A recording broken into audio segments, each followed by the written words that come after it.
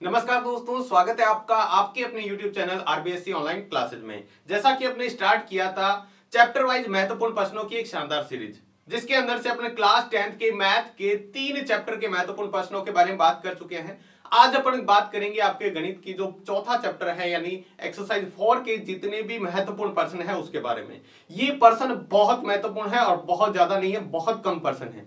मात्र आप इन प्रश्नों का भी अच्छे से अध्ययन कर लेते हो तो निश्चित तौर पे इस प्रश्नावली से आने वाले आप प्रश्न है वो एग्जाम के अंदर आसानी से सॉल्व कर लेंगे। ये जो आपको जितने भी प्रश्न आप चैप्टर वाइज बताए जा रहे हैं ये सारे आपके ब्लूप्रिंट के हिसाब से हैं, यानी जिस चैप्टर में से जैसे जैसे प्रश्न आने वाले जितने नंबर के वही आपको बताए जा रहे हैं।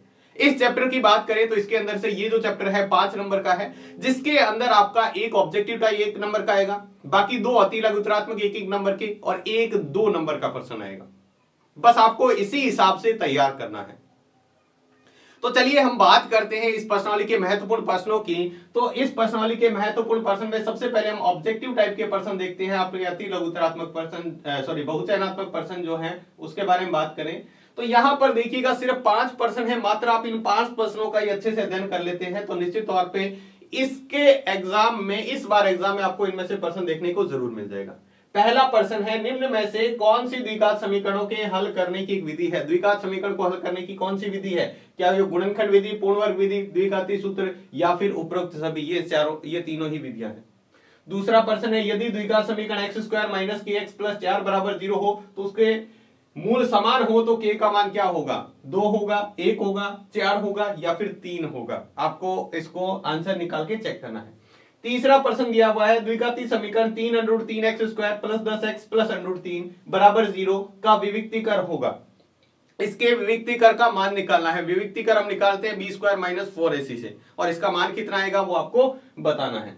चौथा प्रश्न है, द्विघाती समीकरण 2x square minus 6x plus 3 के मूलों की प्रकृति होगी। मूल्य नहीं है, यहाँ मूलों की प्रकृति लिखा हुआ है। मूलों की प्रकृति, थोड़ा सा इसको एग्जैक्ट कर ले, मूलों की प्रकृति लिखना है हमें।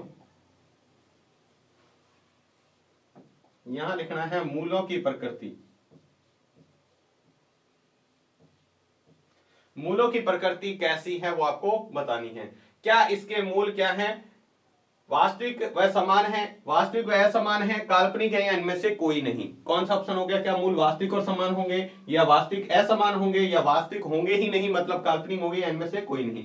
और अंतिम प्रश्न है, यदि किसी द्विघात समीकरण के मूल वास्तविक व भिन्न हो तो निम्न में से कौन सा सही है? अगर वास्तविक और भिन्न है तो क्या b स्क्वायर माइनस 4ac बराबर 0 होता है? b स्क्वायर माइनस 4ac 0 से बड़ा होता है? b स्क्वायर माइनस 4ac 0 से छोटा होता है या फिर b square minus 4ac minus 1 होता है? कौन सा ऑप्शन इसके अंदर सही है आपको बताना है। ये आपको 5 ऑब्जेक्टिव टाइप प्रश्न, इसको अच्छी तरह कर लीजिएगा। ज्यादा से ज्यादा जो यहाँ पर ये वैल्यू लिखी हुई है ना इसको चेंज किया जा सकता है, बस बाकी कुछ भी इसमें चेंज नहीं होने वाला। चलिए अब दूसरे आप देखते हैं, अति लघुत्तरात्मक 5 प्रश्न ये भी हैं, 1-1 नंबर के जो आपके 2 प्रश्न आएंगे इस तरह से। द्विघात समीकरण में मूल ज्ञात करने के लिए द्विघाती सूत्र लिखिए। द्विघाती सूत्र आपको अच्छे तरह याद रखना है।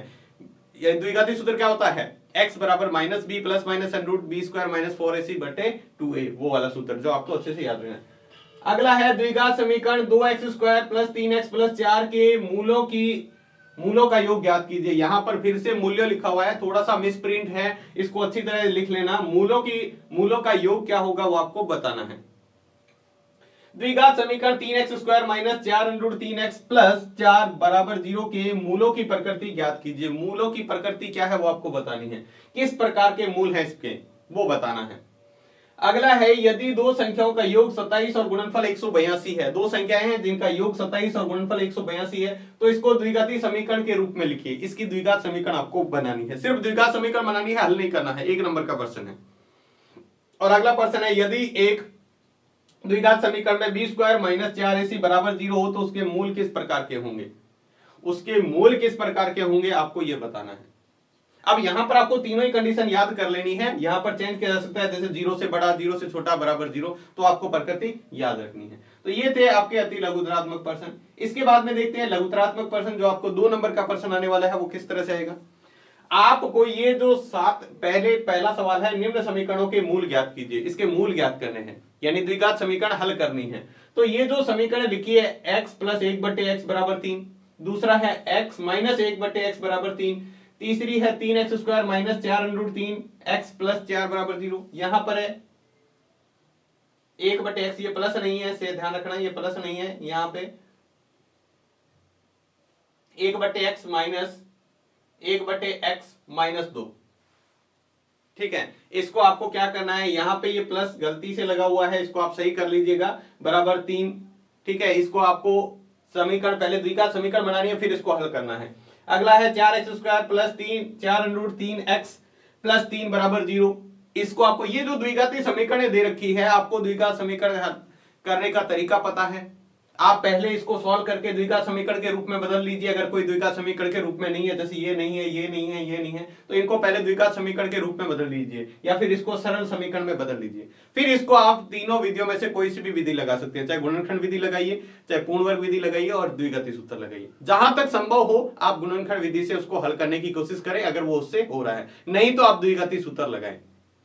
चलिए अगला सवाल देखते हैं इसका।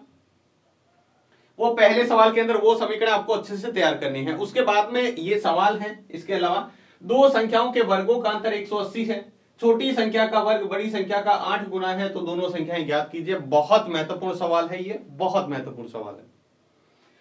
इसके बाद में 3 वर्ष पूर्व रहमान की आयु वर्षों में का व्यतक्रम और अब से 5 वर्ष पश्चात आयु के व्यतक्रम का योग 1/3 है, तो उसकी वर्तमान आयु ज्ञात कीजिए। पहले आपको सवाल से द्विघात समीकरण बनानी आनी चाहिए, और उसके बाद में इसको क्या करेंगे, सॉल्व करेंगे। अगर आपको ये नहीं आ रहा तो आप जो चैप्टर के वीडियो बता रखे हैं वहां पर जाकर समझिएगा, एक एक सवाल को बहुत अच्छे से करा रखा है, और आपको सवाल से पढ़कर किस तरह से समीकरण बनानी है वो भी आपको बता रखा है। अगला सवाल है, ऐसे दो क्रमागत धनात्मक पूर्णांक ज्ञात कीजिए जिनके वर्गों का योग 365 हो। दो धनात्मक क्रमागत पूर्णांक हैं जिनके वर्गों का योग 365 है, तो आपको वो बताने हैं कौन से पूर्णांक है, यानी कौन सी संख्या है। एक आयताकार भूखंड का क्षेत्रफल 528 मीटर स्क्वायर है, इसकी लंबाई इसकी चौड़ाई के दुगने से 1 अधिक है, तो भूखंड की लंबाई और चौड़ाई ज्ञात कीजिए। भूखंड की लंबाई कितनी होगी और चौड़ाई कितनी होगी वो आपको बतानी है। और नेक्स्ट अपना अंतिम सवाल है, ऐसी दो संख्याएं ज्ञात कीजिए जिनका योग 27 है और गुणनफल 182 है। दो संख्याएं जिनको जोड़ने पर 27 आए और गुणा करने पर 182 आए, इसको द्विघाती समीकरण बनाकर हल करना है। तो ये थे आपके चौथी प्रश्नावली के चौथे चैप्टर के महत्वपूर्ण प्रश्न। आप निश्चित तौर पे इन प्रश्नों को अच्छी तरह हल कर लेंगे तो इससे बाहर आपको एग्जाम में क्वेश्चन देखने को नहीं मिलेगा। सिर्फ आपकी यहां से वैल्यू चेंज की जा सकती है, बाकी इसमें सवाल में कोई चेंजेस नहीं देखने को मिलेगा। तो उम्मीद है आप इसको अच्छी तरह तैयार कर लेंगे। इसका सॉल्यूशन है आपको कल 1 या 2 दिन में आपको ऐप पर मिल जाएगा असाइनमेंट में जाके। हालांकि ऐप में कुछ दिक्कतें आ रही थी इसलिए असाइनमेंट नहीं आ रहे थे, अब से आपके असाइनमेंट जो है वो आपके इसके सॉल्यूशन आपको ऐप पर मिल जाएंगे। अभी तक आपने ऐप डाउनलोड नहीं किया तो वो कर लीजिएगा, ताकि आप इसका सॉल्यूशन वहां पर देख सकिए कि किस तरीके से इनके आंसर देने हैं। तो आज की वीडियो में बस इतना ही, मिलते हैं नए वीडियो में नए चैप्टर के महत्वपूर्ण प्रश्नों के साथ। तब तक के लिए धन्यवाद।